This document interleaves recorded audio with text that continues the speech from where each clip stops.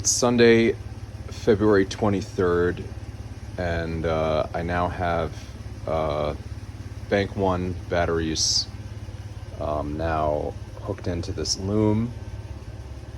So that's, let's see, there's 8 cells. Yeah, it was like up to terminal number 15, and then there was 3 on here. So there's like 14 terminals on here, and then something like that.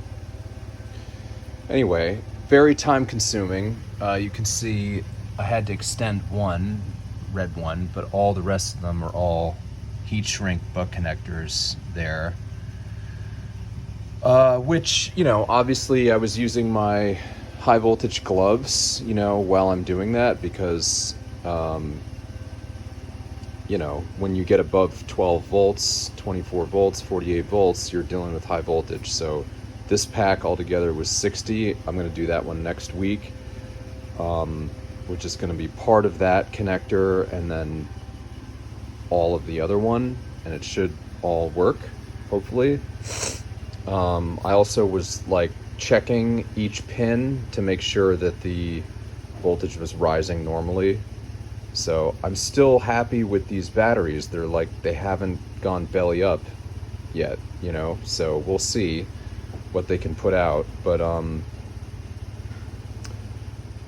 yeah, this will be interesting to have some sort of battery management system, some monitoring going on, which will be nice to just see every cell.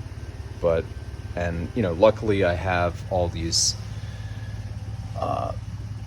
they go in there, take the cover off, and painstakingly identify which is which. And so that's done. More to happen on the next one. Always wear your gloves. Take out the stuff in your pockets. It's in my pockets now. This is the crimp tool I got. These are the heat shrink things, very tiny 24 to 26 gauge wire crimps, but it's the only way to go. And I'm using that one. Seemed to be the best. It's not really for that. I don't know. I can't even really find online a AWG insulated terminal crimp. So I'm using this, or maybe this one, I think, or maybe this one, non-insulated terminals. It's basically the same. And then hitting it with the torch. Obviously, need to shut this off, put it away. But this is the best way to heat things up, for sure. Anyway, this is going home soon. I don't feel like doing it today, but once we're done, things go in the truck and they're not in here. So radiator is in its spot. That is basically the connection that you're going to see. Pretty hokey as hell, but we'll see how much it leaks. I'm thinking I should put RV coolant in. Wouldn't that be funny? That's what I have. But yeah, I'm not really sure where I'm going to put the inverter. I guess I'll just maybe build, put a board across here and then just lay it on that, or maybe a metal plank would be better. But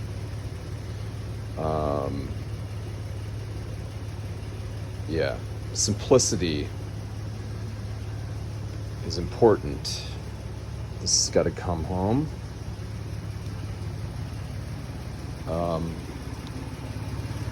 Anyway, yeah, I just wanted to show you the rest of it.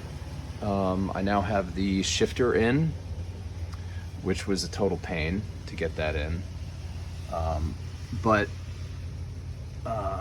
there's multiple boots. Actually, the weather seal that goes underneath this, I just got rid of it because it was too brittle. But yeah, two boots there. I wonder what the side panels looked like. We never had those. So, but you know, it's kind of nice. Um, really need to clean up that leather, but yeah, just adds a little bit of finesse. I also kind of fixed the seat here. It doesn't want to rock. Definitely not coming unhooked. Found the hardware for that seat, so that's going in soon. Put a kick panel back there. Another one back here in the corner. Can't really see it. Yeah, down there. I cannot put the kick panel up in that corner, so that's no good, but you know, putting the door panels on I think will be nice. I don't think I'm gonna put the rubber insulators on the floor back in. Yeah, that kind of stuff doesn't really excite me too much, but whatever, we'll make it look nice. Yeah, I think this is interesting. Kind of like started to get into a groove. It's 4:30 now, so I don't really feel like doing any more on Sunday. I've been working all day on this yesterday too, so it'll be nice when I hook it up. You know, here's the BMS again, and we're doing the full 32S, so three connectors go in the middle, the pink ones, and we'll see what happens when I plug everything in. But the crimping worked out, thank God. That was a little bit hairy trying to figure out which adapter to use for those. But yeah, I kind of got into a rhythm with, you know, just, you know, with the gloves on, stripping the wire, putting the butt connector on, crimping the butt connector, putting it on the other side, crimping it, heat shrinking it, you know, so once we got up to speed, it wasn't too bad, you know. It was just like identifying the right wire, and you know, I am happy that I extended that one that was short, so now all the wires are the same length. So the other set everything looks the same, so that's good.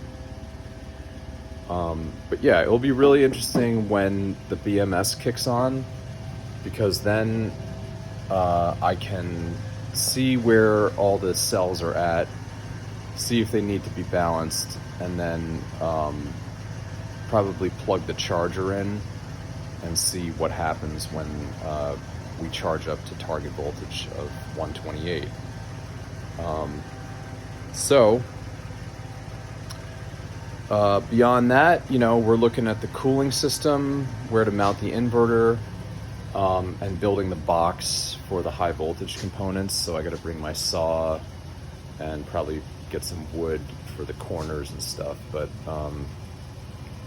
yeah, I mean, now it's kind of like the fun stuff, you know, the HV stuff.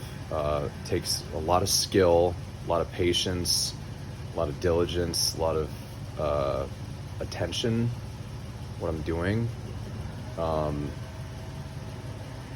You know, one false move and it could be outside of your control, like a socket that just falls off a extension for no reason. You know, can arc flash, no good. Not that happened, thank God, but we just want to keep these things in their place as much as possible, and you know, let them do their thing on their own without being disturbed. Yeah, but we're getting closer. Definitely getting closer. Nice day. It's getting warmer, and next weekend is March 1st, so you know, we're into springtime almost. But I really think like 2 more weekends and this is done. Thanks for watching. This is Gio at Gio Rides, and converttheclassics.com, 1975 Alfa Romeo Spider, Nissan Leaf batteries, and a aftermarket HE HEP, EVS, and a Curtis controller. So yeah, check out my Instagram. Hopefully I'll start adding to that again.